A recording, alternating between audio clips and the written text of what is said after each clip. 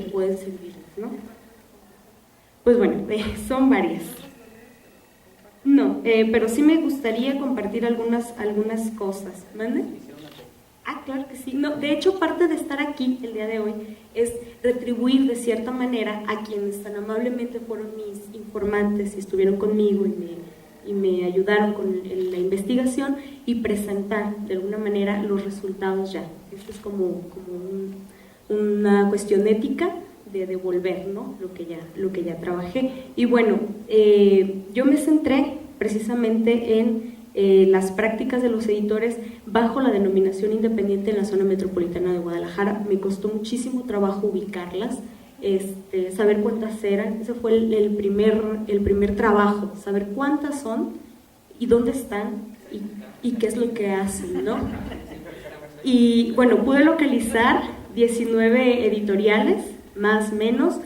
Algunas sí se me escaparon porque no hay registro y esa sería nuestra primera cuestión pendiente el día de hoy, sobre todo en la zona metropolitana de Guadalajara, saber cuántas son, en dónde están y de qué manera ubicar al otro y visibilizar al otro y permitir que el otro se acerque conmigo y establecer redes, ¿no? Ese es el primer punto. Ubiqué 19, entre las que destacan publicaciones de literatura y generalidades, que son las que tienen como más presencia. Después están las que se dedican también de cierta manera, algunas de estas independientes, a la publicación de textos escolares, de libros de texto, y algunas que se dedican a la publicación de un solo tema, muy especializadas, ¿no? Como Mantis, que solo se dedica a la publicación de poesía y no más, no abre como el espectro, pero esas son las menos, ¿no? Otras dedicadas al libro objeto, como La Rueda, creo que es más libro objeto, y literaria, que se comparte, se divide con el Distrito Federal, pero también tiene parte oficinas aquí, la manufactura creo que la hacen aquí, y ellos sí son libro objeto completamente. Y bueno, ese fue el primer detalle. El segundo detalle fue ubicar también a las transnacionales que están aquí, a los conglomerados que están aquí, ¿no? Y de dónde viene esa raíz de los conglomerados y qué hacen aquí, ¿no? Y ubiqué alrededor de 6, entre Santillana, Editorial SM, que tienen la raíz en España, que desde España se van a algunas a Alemania, otras a Estados Unidos, pero que tienen presencia muy fuerte, sobre todo en libros de texto, libros escolares. Después de ello fue lograr determinar con un marco teórico, establecer qué es lo que yo iba a investigar.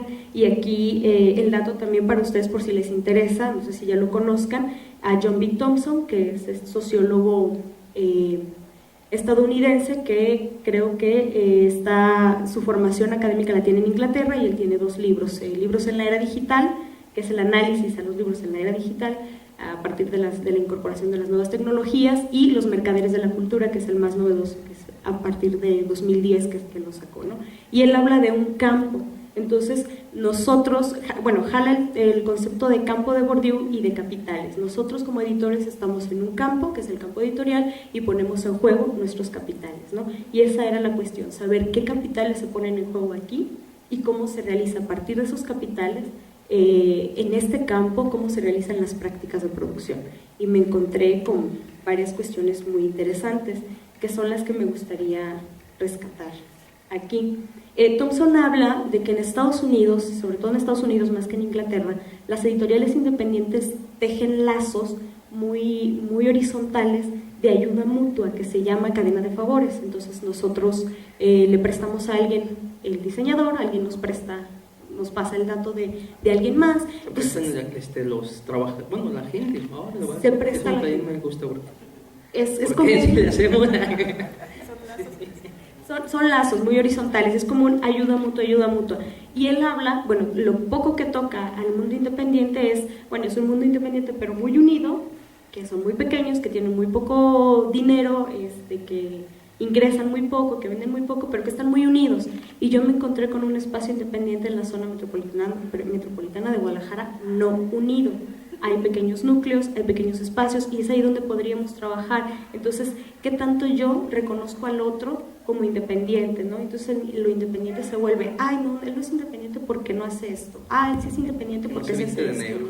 Entonces, esas cuestiones están más bien deteniendo mucho el trabajo más que abonando, ¿no? Y en qué medida se trabaja bajo una cadena de favores. Más que cadena de favores entre editoras, yo me topé con una cadena de favores que tiene que ver con prestadores de servicio social, que es ahí una beta también muy interesante, ¿no? Que jalan prestadores de servicio para las editoriales y es a lo que más se llega, sobre todo con las personas que me tocó entrevistar, que fueron 6 informantes, 7 informantes. Y además de analizar el texto Bibliodiversidad del Encuentro del Mundo Latino y la Bibliodiversidad en 2005 en la FIL. Y bueno, otra parte de esto, bueno, él habla de cuestiones muy horizontales en Estados Unidos y aquí yo me topé con una función editorial muy fuerte. El peso lo tiene el editor tanto para la publicidad, tanto para seleccionar, corregir, tanto como para meterse con el autor. Allá no lo tienen, allá hay un intermediario, que ya lo sabemos pues, que hace todas estas cuestiones y aquí no, el peso está en el editor y el peso del editor es qué tanto involucro al autor y qué tanto jalo al autor para ello y qué tanto hago que también el autor se involucre incluso en la distribución, ¿no?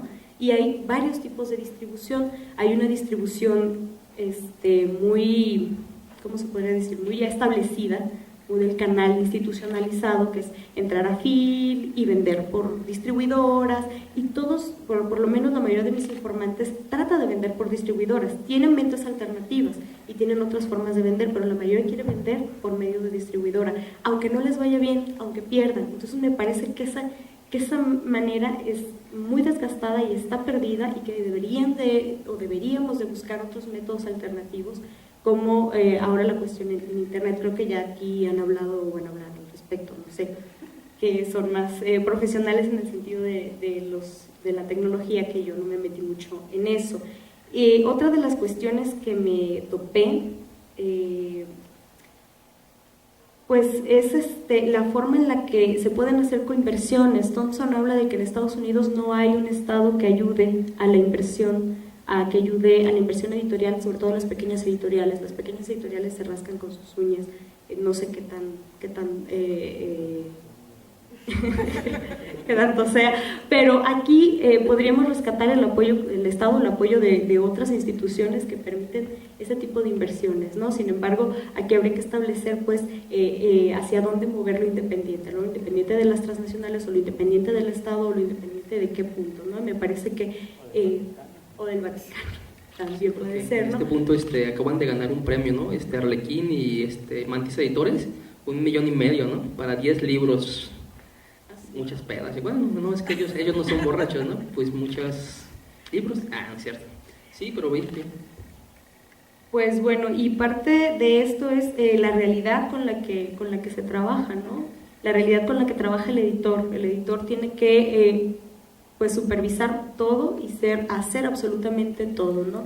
Tanto contactar al periodista, como que hacer que el periodista vaya, que el periodista me reseñe, regalarle un libro al periodista para que me reseñe. Hacerlo correteando, ¿no? Porque si no se lo regalo no me reseña. Entonces, todas esas cosas que no debería quizá o no está en la función de un editor, que se escapa, pero que también forman parte, ¿no? Entonces el editor se vuelve el centro tanto del autor como del espacio público, como de los impresores, y es el centro, y aprovechar esa centralidad que se tiene para llegar a otras vías, ¿no? Pues creo que ya resumió todo aquí, Fátima. Lo que estamos hablando, pero qué bien, porque si ya lo estudió, pues no vamos mal. Yo creo que nada más faltaría, como última revisión, ¿qué? Decir que la edición no nada más está asentada en el concepto del libro, o el concepto del libro está puesta en diferentes plataformas, ¿no? Es muy, muy amplio. Para mí es fundamental que quede claro la visibilidad de estos productos editoriales, que no siempre son industriales, las manufacturas artesanales, incluso originales, como de un solo ejemplar, como el libro objeto, son libros, al igual que el libro que edita Planeta. Luego, partiendo de esa misma concepción del libro, hay hábitos diferentes de producción y objetivos diferentes. Entonces, lo que no se puede y no deberíamos hacer es imitar aquello que no nos gusta. No podemos ni queremos ser grandes editoriales en el sentido cuantitativo, comercial. Sí que queremos ser buenos editores en el sentido de calidad, de formación, de participación. Otro concepto de la utilización del libro. Y eso nos debe llevar, porque muchas veces vamos como a rastras de la estela que dejan las grandes editoriales, como si fuera ese el camino, y es lo que muchas veces pierde a los pequeños editores. Intentar convertirse en un gran editor comercial. No, es que los objetivos son diferentes, porque los fines de esa editorial son diferentes. Luego los medios de producción, los medios de distribución, de difusión, tienen que ser diferentes. Y ahí es donde entra la imaginación que ponemos al servicio del libro, también la tenemos que poner al servicio de la post-edición, ¿no? Y ahí precisamente las ventajas de las pequeñas. Alguna ventaja tenemos que tener, la agilidad, la imaginación, la flexibilidad, la no dependencia de los medios de producción ni de los públicos ya prefabricados. Pues todo eso es lo que hay que aglutinar, sobre todo con las nuevas tecnologías que nos lo permiten. Hablábamos esta mañana de esa creación de una web, una página, simplemente difusora, ni siquiera para vender. La venta la puede hacer directamente cada editor, como quiera, ¿no? Algunos ni venden, no son gratuitos también. Entonces, pero sí que es bueno que se visibilice, ¿no? Eso es lo importante, hacernos visibles, porque lo que buscamos son lectores, y ahí es donde tenemos que yo creo que ahora mismo el reto es precisamente ver en esta sociedad que se está transformando gracias a la tecnología, cómo podemos hacer visible algo que además ha existido siempre, que las editoriales independientes en un largo recorrido casi tan grande. Yo me diría William Blake, ¿no? Cómo editaba las cosas, a Ramón Jiménez, con índices. Esas pequeñas publicaciones siempre han existido y existirán. Entonces vamos a tratar de hacerlas visibles para el gran público, que al fin y al cabo es tan público como el que tienen las otras editoriales. Sí, yo como 3 o 4 observaciones, porque digo, igual me plantearía desde qué momento se genera o se entiende como editorial alguien que puede ser autopublicable. Por ejemplo, Ediciones Capaverde, no la conoces, y tiene 20 y tantos libros y es de Guadalajara, pero nada más publica un autor, ¿no? Y es el 6, ¿no? Entonces, pero en ese sentido sería una pregunta, o sea, porque hay otras editoriales que tienen 6 libros, otras que están trabajando pero tienen 4 títulos o 5 títulos, y si son o entran dentro de tu proyecto, ¿no? Y el por qué no, o sea, en otro sentido también lo estábamos comentando cuando llegaste.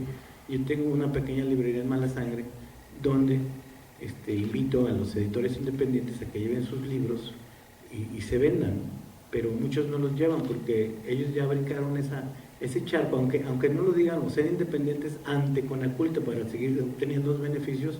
Para los de abajo, que somos nosotros, ya no son independientes. Es el caso de Felipe Ponce, por ejemplo, ¿no? Y algunos otros, ¿no? Como La Sonámbula, que sí nos hacen el feo, o sea, sí, ¿no? Entonces, es una de las cuestiones de lo que también mencionamos ahorita, de si es independiente o no es independiente, si realmente existe la palabra o tiene realmente el contenido, ¿no? de la cuestión de independiente. Y otra de las cosas que no se ve en el sentido comercial es el valor que tenemos como independientes o como alternativos de forjar lectores, pero más autores. Es decir, en el caso, por ejemplo, de que haya un escritor nuevo, ¿no? Que ahorita lo tiene Almadía, ¿no? Que es bueno, que ya lleva como 4 o 5 libros, que empezó autopublicándose, ¿no? También no recuerdo ahorita el nombre, pero en el caso, por ejemplo, de Marco, que tiene 7 o 8 títulos con autores no reconocidos, pero de repente Pedro Boche da el brinco, entonces lo publica Diana. Entonces el valor de la editorial independiente de reconocer o conocer o descubrir, como usted dice, al autor, se lo dan o se lo quedan las grandes editoriales. Y los editores independientes que forjaron, que trabajaron al pie o de banqueta o en el piso con los escritores, no tienen esto resuelto, ¿no? O sea, ¿y qué pasa con todo eso? Y también, de alguna forma, todo esto que edita, entre comillas, el Estado, que también ya utiliza también a los independientes para publicar textos o títulos de autores independientes por medio de los apoyos o las becas, ¿no? Porque hacen la labor, digamos, de editores, no sé, en el caso de Conaculta o del gobierno del Estado aquí o del SECA, que quien se los hace es un editor independiente, pero nunca le dan el crédito al editor independiente. O sea,